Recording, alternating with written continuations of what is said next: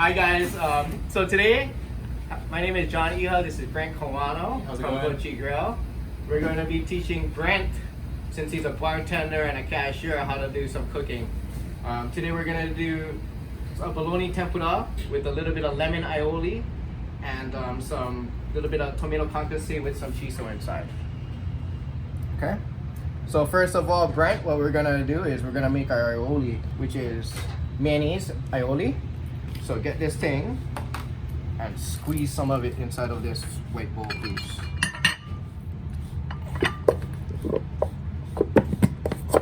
Bruh, you gotta use gravity. There you go. A little bit more. Okay, you're good. Okay? So we're not even gonna do any kind of recipes or anything because at home, you know, just to play around, this is just for him to get assimilated with things. So basically, we're gonna do a lemon aioli, a little bit of lime juice, okay, a little bit of salt, and a little bit of hondashi. So hondashi is bonito extract, kind of like a little bonito, and it's concentrated into a form that gives your dishes some umami in it. Okay, so that now you mix it with this. You have to keep doing it to all of the, you see the little brown specks until it's kind of all not there. Oh. So if a whisk, if you maybe use this whisk, it might be easier for you. Yeah. Big whisk. But, yeah. So you see how the thing is breaking down now, you can't really see the specks anymore. Oh yeah. Okay, just so you know. Okay.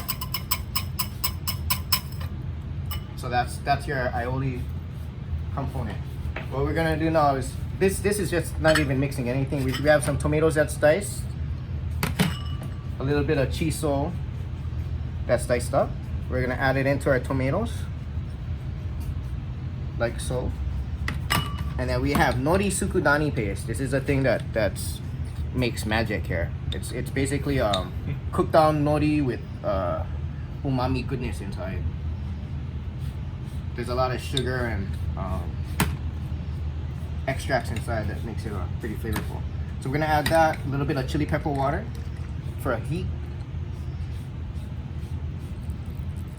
Okay. And a little bit of oil. If you have a big jug like this, don't ever just pour it inside because you'll probably put too much. So you wanna put a little bit in your cap and this inside.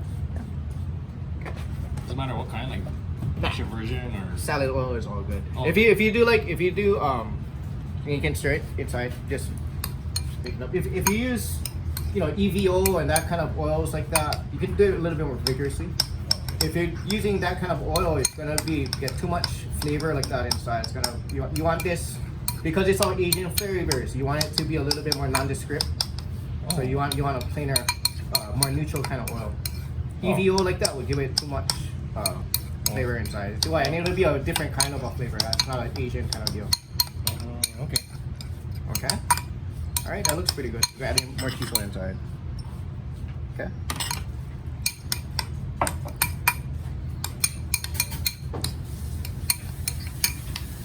You're really cooking. Okay, that looks pretty good, huh? Okay. Next, we're gonna make tempura batter. So this at home, this is the thing that always ganks everybody. You know, my mom, when she's making tempura flour for New Year's and stuff, she can never really get it right. Like she has difficulty. So I'll show you guys pretty much what I would do at home, and not necessarily in a restaurant, but for most purposes at home, because I have the store-bought Shirakiku brand one. Can you bring that box? Yeah. So just the cheap one, the Shirakiku brand. Yeah. And what we're gonna do is first of all, you want to always start with your water, yeah. So just a little bit of water for our purposes today. It's just gonna be a little bit. We're gonna add in our tempura flour, and you always can add in as you go, versus putting in too much. Because if you put in too much, then you might just waste as you go. Then you want to add in some carbonation. Usually Sprite is a little bit is a little bit more neutral. It's still sweet, but it's when you add it into your flour, it's not going to give a sweet component to your stuff. Well, I mean, if you have Why the carbonation though? because it makes your batter fluffier and lighter. Yeah.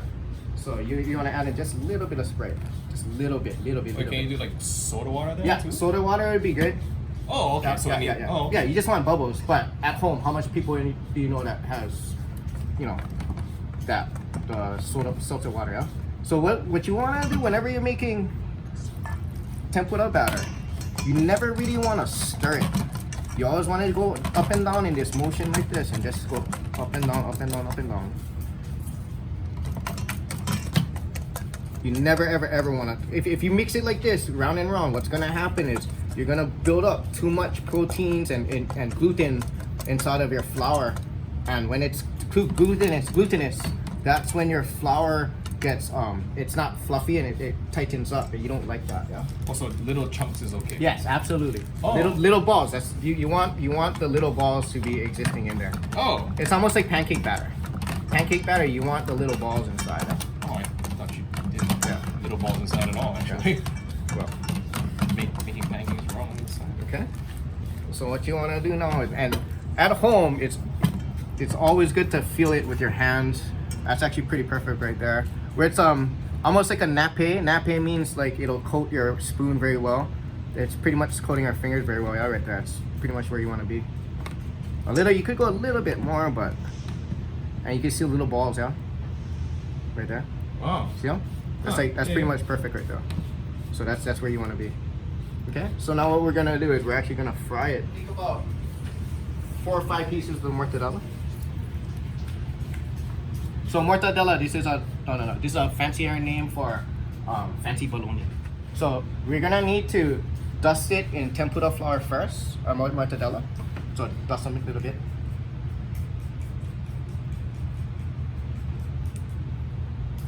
Okay. Gotta be like thick. Or just like...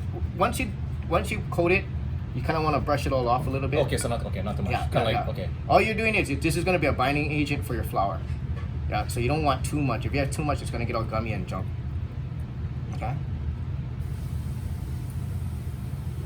So at home, guys, you're going to have to get a little pot with oil and a thermometer for it to be at about 350 degrees. Here we get fire so easy. So now what we're going to do is Brent's going to take his mortadella that's already floured. And he's gonna take his tempura batter, and then what we're gonna do is we're gonna fry this guy.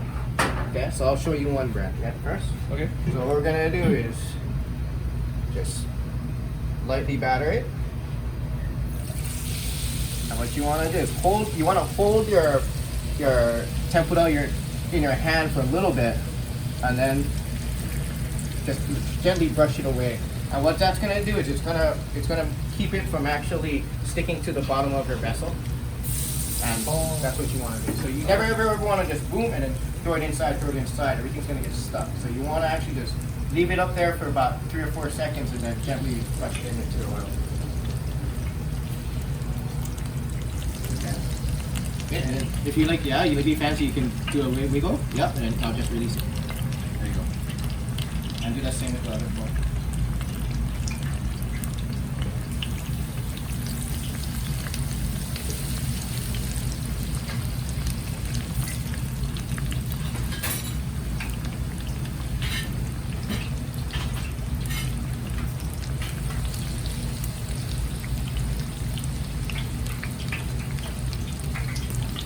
My friend's gonna have his own video bartender's camper. Still rather you have you cook for me, so. I'll show you. Right, cool. So now you want to try and just flip them over. So because the mortadella is already cooked and stuff, you're only pretty much looking to reheat it and getting a nice like golden brown kind of thing. Yeah.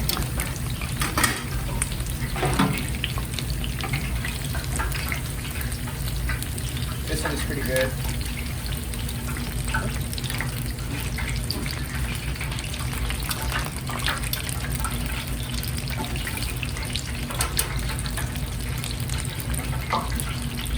So you're just looking, especially bologna because it's already pre-cooked, you're just looking for a nice color, nice crisp.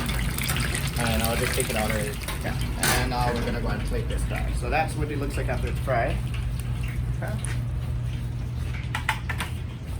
And if you want to be all fancy schmancy at home,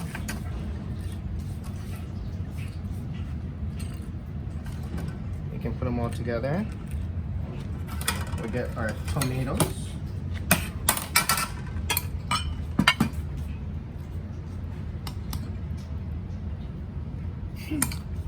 Right?